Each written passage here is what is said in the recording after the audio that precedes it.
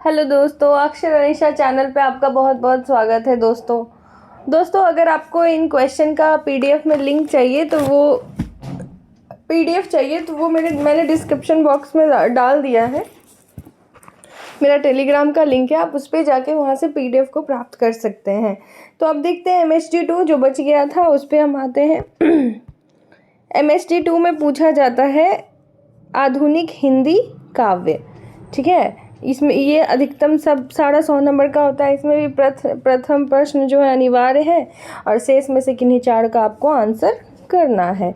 Now next, पहला प्रश्न है निम्नलिखित में से 3 अवतरणों की संदर्भ में सहित व्याख्या करिए। तीनों 12 नंबर का होगा और ये क्योंकि ये प्रश्न अनिवार्य है तो आपको तीनों लिखना पड़ता है। घिर जाती प्रलय घटाए कुटिया पर आकर मेरी, घिर जाती प्रलय घटाए कुटिया पर आकर मेरी, तम चूर्ण बरस जाता था छा जाती थी अधक अंधेरी, बिजली माला पहने फिर मुस्कुराता था आंगन में, मुस्कुराता था लिखा हुआ है देहाती भाषा में, हा कौन बरस जाता था रस बूंद हमारे मन में। अब खा देखते हैं, खा में क्या है। हंस उठते पल में आर्द्र नयन, धुल जाता होठों से विषाद, छा जाता जीवन में बसंत, लुट जाता चिर संचित चिराग, आंखें देती सर्वस्व बार देती आंखें। अब तीसरा देखते हैं, ग नंबर।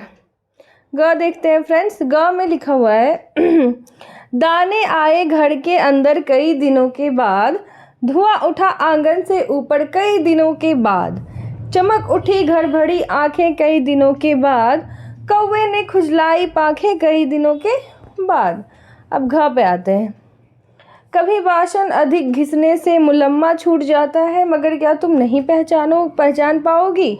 तुम्हारे रूप के तुम हो निकट हो इस जादू के, निजी किसी सहज गहरे बोझ से किसी प्यार से।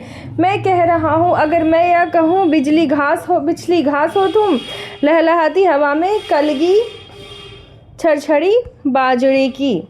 नाउ नेक्स्ट क्वेश्चन पे मूव करते हैं जो अंगा नंबर है। अंगा नंबर में है निकल गली से तब हत्यारा आया, उसने नाम पुकार, हाथ तौल कर चाकू मारा, छूटा लोहू का फव्वारा, कहा नहीं था उसने आखिर उसकी हत्या होगी। दूसरा क्वेश्चन पे आते हैं फ्रेंड्स। दूसरा सवाल है भारतेंदु की माफ़ करिएगा दोस्तों, भारतेंदु की कविता की संरचना शिल्प पर प्रकाश डालिए। भारतेंदु की जो कविता है फ्रेंड्स उसकी संरचना पे आपको प्रकाश डालना है। 16 नंबर का प्रश्न है। जयशंकर प्रसाद के काव्य भाषाओं की विशेषताओं को रेखांकित कीजिए। जयशंकर प्रसाद की जो काव्य भाषा है उनकी विशेषताओं को आपको रेखांकित करना है। काव्य में प्रयोगशीलता का आशय स्पष्ट कीजिए। इस आलोक में सूर्यकांत त्रिपाठी निराला की कविताओं का विश्लेषण कीजिए। पांचवा सवाल है महादेवी वर्मा के कविताओं में अभिव्यक्त रहस्य भावनाओं का विश्लेषण कीजिए।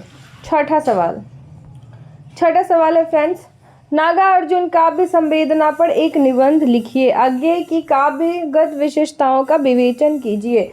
रघुवीर सहाय की कविता के विविध आयामों को उद्घाटित कीजिए। श्रीकांत वर्मा की कविताओं में अभिव्यक्त राजनीतिक चेतना पर प्रकाश डालिए। तो ये टोटल कुल 9 सवाल आपसे पूछे गए हैं। 100 नंबर का सवाल होता है दोस्तों। और अगर आपको ये PDF में चाहिए तो डिस्क्रिप्शन में मैंने लिंक दे दिया टेलीग्राम का, आप उस पर जाके आप इसको ले सकते हैं। बहुत बच्चे ये कहते हैं कि साफ़ सुथरा चाहिए, तो मैं इसको साफ़ करके फिर आप PDF के फॉर्म में डाल दूँगी। थैंक यू दोस्तों, ऑल द बेस्ट।